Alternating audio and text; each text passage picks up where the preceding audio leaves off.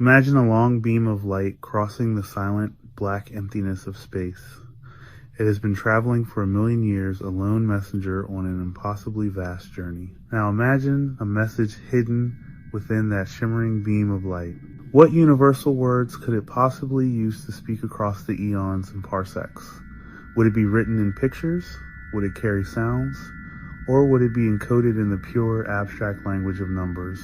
Could a simple number like 3 or 7 truly speak to a mind that grew up under the light of a dim red sun in an ocean deep and dark and with eyes that perceive the universe in radio waves? This is the big question, a cosmic mystery that sits at the intersection of science, philosophy, and imagination. Is mathematics a universal language, an inherent part of the fabric of space-time that any intelligent species would eventually discover?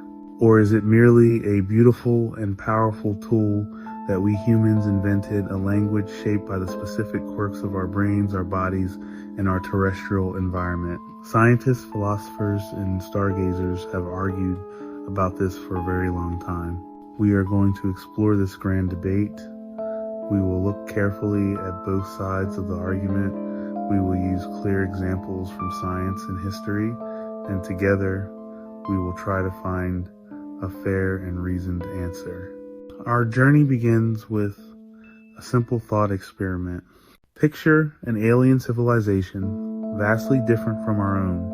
They may not have eyes or ears as we know them. They might communicate through shifting colors on their skin or complex magnetic fields. What common ground could we possibly find with such a being? The hope of many, particularly those who search for extraterrestrial intelligence, rests on the idea that mathematics provides that bridge. The argument is that while cultures, languages, and biologies may differ wildly, the fundamental truths of the universe, the laws of physics and chemistry, are the same everywhere. And the language used to describe those laws is mathematics. So, when we ask if aliens would understand math, we are really asking something much deeper.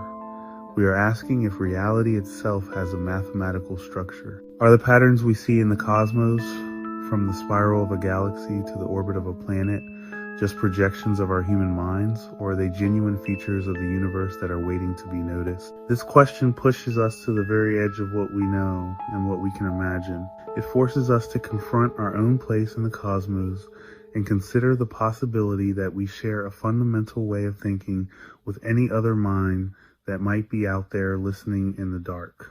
Okay, so, that's where we begin. First, let's explore the powerful case for why many people believe that math is universal. The most compelling evidence is breathtakingly simple. Math seems woven into nature's structure again and again. Consider the humble circle. Every circle in the universe, from a ripple in a pond to the silhouette of a distant star, contains a special ratio. The circumference is its diameter times a number called pi. Approximately 3.14159, not a human opinion. It appears to be a fundamental fact about geometry, true on Earth, on Mars, and a galaxy a billion light years away. Then there are prime numbers 2, 3, 5, 7, 11. They can only be divided by themselves and 1. These primes appear in nature. For example, cicadas emerging in prime-numbered year cycles to avoid predators. Primes aren't simple random patterns, they're a deep structural property of counting itself. Physical constants like the speed of light, the gravitational constant, and the electron charge are precise numbers that define reality. These constants seem finely tuned. Small changes would prevent our universe as we know it. The laws of motion and gravity discovered by Isaac Newton and Albert Einstein don't just work in our solar system. We use them to predict distant galaxy motions and the bending of starlight around black holes, and our observations confirm they hold across the cosmos. This apparent mathematical foundation leads many thinkers to conclude math is discovered, not invented. In this view, mathematics is intrinsic to the universe, like energy or matter. If an alien civilization wants to build technology, navigate its world, or understand the cosmos, it must uncover the same math. Quantities, shapes, and patterns are not opinions, they're objective features of existence. Therefore, 2 plus 2 equals 4 is not just a human truth, it's a universal truth in any system using basic counting logic. Believing in the universality of math isn't just an abstract philosophical stance. It has been the guiding principle behind our attempts to actually communicate with alien civilizations. For decades, scientists involved in the search for extraterrestrial intelligence, SETI, have operated on this very assumption. If we want to send a message that has any chance of being understood by a completely non-human mind, what language do we use? The consensus has long been that math is our best and perhaps only option. It is the most logical candidate for a cosmic Rosetta Stone, a key to unlocking communication across the species barrier. The most famous example of this was the Arecibo message, broadcast from the Arecibo radio telescope in Puerto Rico in 1974. This brief 3-minute transmission was aimed at a star cluster 25,000 light years away. The message itself was a string of 1,679 binary digits, ones and zeros. Why that specific number? Because 1,679 is the product of two prime numbers, 2373. The hope was that any intelligent recipients would recognize the primeness of the number as a deliberate sign of intelligence and then try arranging the digits into a grid of 23 by 73. If they did, a simple picture would emerge: our number system, the chemical elements of life, a diagram of DNA, a sketch of a human, and our location in the solar system. Just a few years later, in 1977, humanity sent 2 more messages out into the cosmos aboard the Voyager 1 and Voyager 2 spacecraft. These probes, now drifting in interstellar space, each carry a golden record. These records are more ambitious than the Arecibo message, containing sounds and images from Earth. But even here, math plays a crucial role as the primary instruction manual. The cover of the record is etched with diagrams intended to be universally understandable. One diagram uses the fundamental transition of a hydrogen atom, the most common element in the universe, as a standard unit of time. Another diagram is a map showing the location of our sun relative to 14 pulsars, whose precise, regular pulse rates are given in binary. The logic behind all these messages is the same. Math and physics are the shared ground of our universe. The Arecibo message used prime numbers and binary code. The Voyager record used the physics of the hydrogen atom and the predictable timing of pulsars. The designers of these messages were betting that any civilization capable of building a radio telescope to receive our signal would have already discovered the same fundamental principle. They would understand that prime numbers are special. They would recognize hydrogen as the universe's basic building block. The hope is that math will serve as the initial handshake, the first hello that signals we are intelligent beings ready to start a conversation. The idea that math is a universal language has deep philosophical roots stretching back to ancient Greece. The philosopher Plato argued that mathematical objects exist: numbers, circles, triangles, theorems, in a perfect abstract realm of their own. This world of forms is not a physical place, but a domain of pure ideas. When a mathematician proves a new theorem, they aren't inventing it. They're discovering a pre-existing truth, pulling back a curtain to reveal part of an eternal, unchanging mathematical landscape that's always been there, waiting to be found. This position, called Platonism, supports the idea that math is universal. If numbers and geometric forms exist independently of human minds, any intelligent being anywhere in the universe could access the same realm through reason. An alien mathematician and a human mathematician, though different in biology and culture, would be exploring the same territory. They might use different symbols or take different paths, but the fundamental truths they uncover, Pythagorean theorem, infinitude of prime numbers, would be identical. Many prominent physicists and mathematicians have expressed this feeling. They talk about the unreasonable effectiveness of mathematics in describing nature.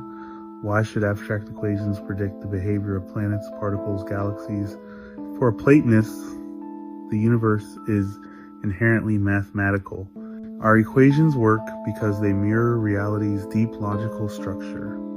Physics is discovering the mathematical rules the cosmos follows. Heinrich Hertz said these formulas seem to have an independent existence and intelligence of their own. That quote captures the awe when math reveals an unexpected truth. It feels like a conversation with the cosmos. If true, any other intelligent species having that conversation would learn the same grammar and vocabulary. Math would be the shared language, the language of reality. Now, let's turn the cosmic telescope around and look at the other side of the debate. A compelling counter-argument suggests that mathematics is not a discovered universal truth, but a thoroughly human invention.